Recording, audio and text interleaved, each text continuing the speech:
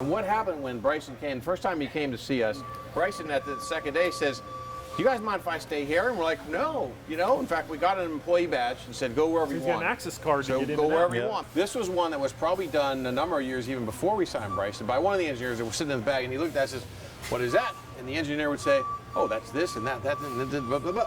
And so, well, I got to go hit that. So he basically hit every prototype that Cobra Golf had in the building. So he actually sat, instead of just staying 2 days, he stayed for 8. And it was funny because Friday afternoon he's hitting balls. It's about 5 o'clock in the hit bay, and he was talking to the engineer. Said, "Hey, what are we doing tomorrow?" And he's like, "We're closed tomorrow." Saturday. Now there is a mountain of boxes over here. Are these all for Bryson? Yes. Everything in here is something we made for him. And you'll notice we have them labeled, they're coffins.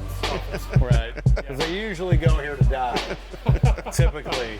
But the good part is if he's onto something that we have done, we can bring it back out, we can ship it and say, here it is. I want to see what's in the boxes. I don't even remember. I mean, is this where you like plug in like with Frankenstein where you plug in the electricity? Yeah, the electrodes. What was this one about? I don't even remember, Tio. I mean, just look at this. Yeah. Is this even a golf club? I mean, it is, but Oh, that's a two-piecer. Yeah. The toe is different than the body. Yeah. Two metals. Why were for the we face. trying to do that?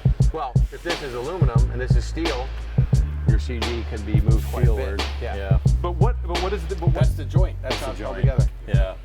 probably the wildest golf club I've ever seen.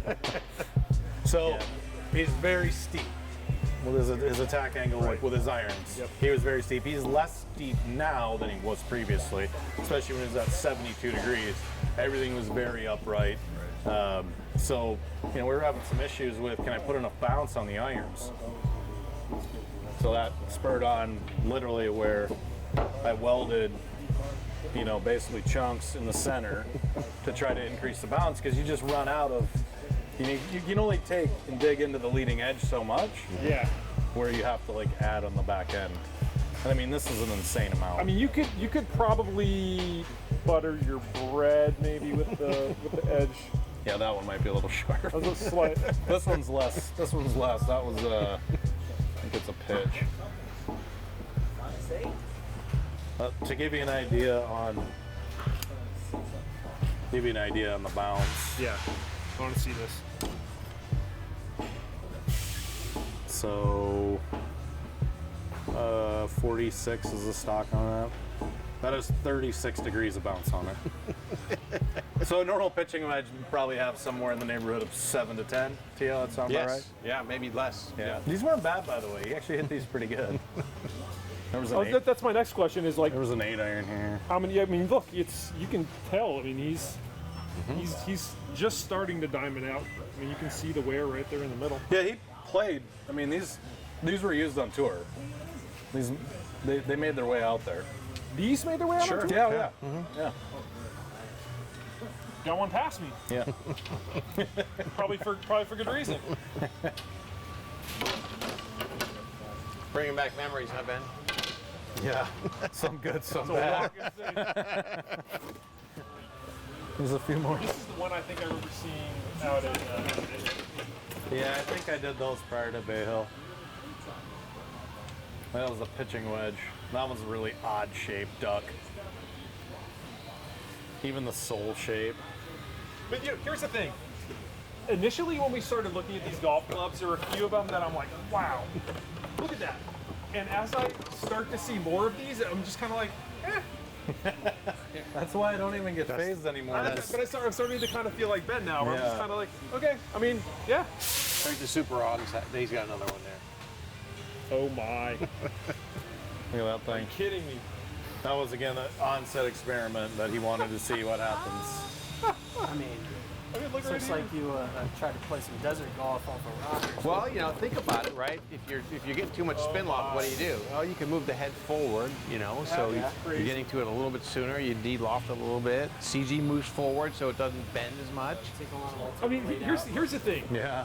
We see product when we're out on tour, and Tursky and I get excited, But like this is on a whole different level, even for a gear nerd like myself, because these are like the prototypes that, I mean, as you're watching this is the stuff that you never see, because it really never gets out of the touring area. I mean, Bryson's testing it, but this is all total one-off. So that's when you see that didn't have the milling on the back, right? That's how it would look with just well beat there. Now that Yeah. one I think I remember seeing on. That was the original one I did. I think he tested that in the Bahamas, Tigers event. Yeah. I mean, I'm just enjoying, like, each one of these boxes is like it's just like a big surprise. Yeah. Oh no, that's cool. How light can we get it? Yeah, those. Now there's a little bit of, it looks like, you know, some design here also with the ports in the back. I mean, those do look cool. They're always there, usually to serve a purpose. Right, they do serve a purpose. But these were literally done just to get rid of weight. How much weight can I take out? So try to keep the general shape of the head without having to basically peel the entire toe off, without having to take a lot of the trailing edge of the sole off. Right. How much can I take out and still keep the head in relatively its original condition? These, I was proud of these. For all, like, They look good. for how gnarly they look started good. from the Yeah. beginning to what they turned into. Yeah, like they ended up looking pretty decent because, yeah, through the process, these were ultimate Frankensteins. Well, Yeah, compared to like the stuff that I did first to these, I mean, these end up looking better and cleaner. right, I was gonna say, yeah, it's like early prototypes. Yeah, because this was a later, obviously a later version, Look but really rough, and these start to look a lot. But again, it's kind of trial and error and kind of learning what works and maybe what doesn't, and yeah, what's worth going back to the well. So it's all trial and error.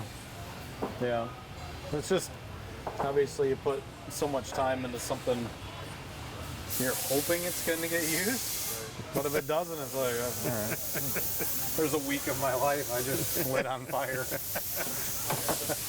Well, we always say in the R&D process is we have to try a lot of things to get something to work, and the ones that fail are all learning experiences. Yeah.